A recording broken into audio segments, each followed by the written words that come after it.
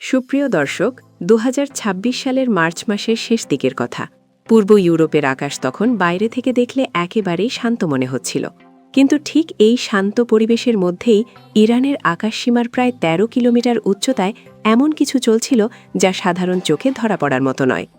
সেদিন ইরানের সীমান্ত এলাকায় তাদের সামরিক হেলিকপ্টারগুলো নিয়মিত টহল দিচ্ছিল।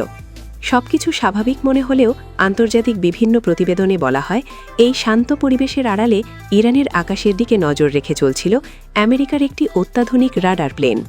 এটি এত উঁচুতে উড়ছিল যে সাধারণ রাডার সেটিকে আলাদা করে ঠিকমতো ধরতেই পারছিল না।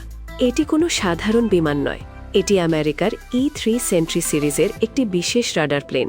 এই একটি প্লেনের দাম প্রায় $৬৫০ মিলিয়ন বেশি। এই ধরনের প্লেন মূলত বিশেষ নজরদারি এবং গোয়েন্দা অভিযানের জন্য ব্যবহার করা হয়।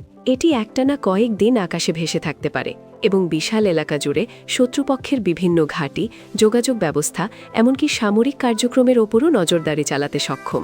এই রাডার প্লেন পাঠানো হয়েছিল খুব হিসেব করে। তবে আশ্চর্যের বিষয়, প্লেনটি আকাশে একা ছিল না, এর কয়েক কিলোমিটার নিচে সীমান্তের কাছাকাছি এলাকায় একই সময় আমেরিকার আরও 2টি ফাইটার জেট উঠছিল। এর উদ্দেশ্য ছিল একটাই, রাডার স্ক্রিনে যেন সবকিছু একসাথে সাধারণ যুদ্ধবিমানের স্বাভাবিক সিগন্যালের মতো দেখায়, যাতে করে উপরে থাকা রাডার প্লেনটি আলাদা করে রাডারে ধরা না পড়ে। ইরানের এয়ার ডিফেন্স কন্ট্রোল রুমে প্রথম দিকে কেউ তেমন কোনো সন্দেহ করেনি, কারণ আন্তর্জাতিক আকাশসীমায় বিভিন্ন দেশে সামরিক বিমান টহল দেওয়া খুবই স্বাভাবিক একটি ঘটনা। রাডারের স্ক্রিনে তখন পরিচিত সিগন্যালই দেখা যাচ্ছিল, উচ্চগতির ফাইটার জেট, বিভিন্ন ধরনের যাত্রী পরিবহনকারী বিমান, সবকিছুই স্বাভাবিক মনে হচ্ছিল। কিন্তু কয়েক মিনিট পর একজন অভিজ্ঞ রাডার অফিসারের চোখে ধরা পড়ে অদ্ভুত একটি বিষয়। অনেকগুলো পরিষ্কার এবং শক্তিশালী সিগন্যালের মাঝখানে একটি সিগন্যাল খুব হালকা করে দেখা যাচ্ছিল, আবার কিছুক্ষণ পর সেটি মিলিয়ে যাচ্ছিল, এরপর আবার হঠাৎ করে কিছুটা দৃশ্যমান হচ্ছিল। এই ধরনের আচরণ কোনো ফাইটার জেটের সঙ্গে মিল ছিল না। সাধারণত ফাইটার জেটের সিগন্যাল স্থির এবং স্পষ্ট থাকে, কিন্তু এখানে মনে হচ্ছিল আকাশে আরও অনেক উপরে কিছু একটা আছে, যেটাকে রাডার পুরোপুরি ধরতে পারছে না। ইরানের হাতে থাকা রাডার কোনো সাধারণ রাডার নয়। দেশটি বহু বছর ধরে রাশিয়ার কাছ থেকে উন্নত রাডার সিস্টেম সংগ্রহ করেছে। তাদের ব্যবহৃত এই রাশিয়ান রাডার সিস্টেম প্রায় 400 কিলোমিটার পর্যন্ত আকাশের বিভিন্ন স্তর পর্যবেক্ষণ করতে পারে। রাডার প্লেনে থাকা পাইলটরা সম্ভবত বুঝতেই পারেনি যে এই পর্যায়ের উন্নত রাডার ক্ষমতা ইতোমধ্যেই ইরানে সক্রিয় রয়েছে। রাডার কমান্ডার যখন বিস্তারিত ডেটা বিশ্লেষণ করেন, তখন বিষয়টি পরিষ্কার হয়ে যায়। প্রায় 13 কিলোমিটার উচ্চতায় একটি অজানা প্ল্যাটফর্ম ধীরে ধীরে চলাচল করছে। বিষয়টি নিশ্চিত হওয়ার সঙ্গে সঙ্গেই পরিস্থিতি দ্রুত বদলে যায়। হেড কমান্ড রুমে সবাই বুঝতে পারে যে অস্বাভাবিক কিছু একটা ঘটতে যাচ্ছে। কেউ কোনো ঝুঁকি নিতে চায়নি। সঙ্গে সঙ্গে সিদ্ধান্ত নেওয়া হয় MiG-29 যুদ্ধবিমান আকাশে পাঠানো হবে। শক্তিশালী এই ফাইটার জেট সরাসরি সীমান্ত বরাবর উড়ে যায়, ঠিক যেখানে আমেরিকার ফাইটার জেটগুলো অবস্থান করছিল।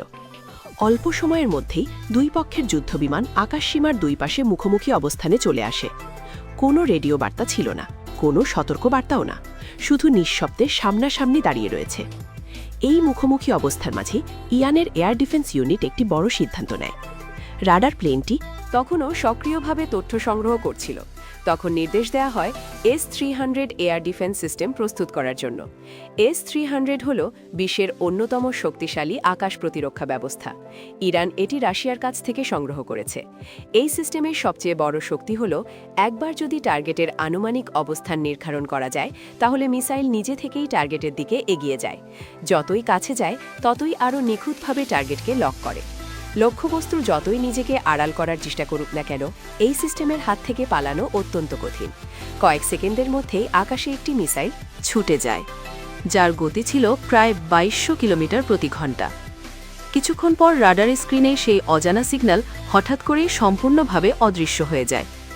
ঘটনার পরপরই বিভিন্ন প্রতিবেদনে বলা হয়, আমেরিকার পক্ষ থেকে জানানো হয়েছে রাডার প্লেনটি ভুলবশত সীমান্তের খুব কাছাকাছি চলে গিয়েছিল। এটি কোনো ইচ্ছাকৃত পদক্ষেপ ছিল না। অন্যদিকে ইরান স্পষ্টভাবে জানিয়ে দেয় যে তাদের আকাশসীমা নিরাপত্তা নিয়ে কোনো ধরনের আপোষ করা হবে না। সীমান্তের এত কাছের সক্রিয় নজরদারি তারা কোনোভাবেই গ্রহণযোগ্য মনে করে না। এই ঘটনাটি বিশ্বজুড়ে সামরিক বিশ্লেষকদের মধ্যে নতুন করে আলোচনা শুরু করে দেয়। আধুনিক যুদ্ধ এখন আর শুধু যুদ্ধ বিমান বা সেনা সংখ্যার ওপর নির্ভর করে না, আসল শক্তি এখন লুকিয়ে আছে উন্নত রাডার প্রযুক্তি, নজরদারি প্লেন, তথ্য সংগ্রহ ব্যবস্থা এবং শক্তিশালী আকাশ প্রতিরক্ষা সিস্টেমের মধ্যে।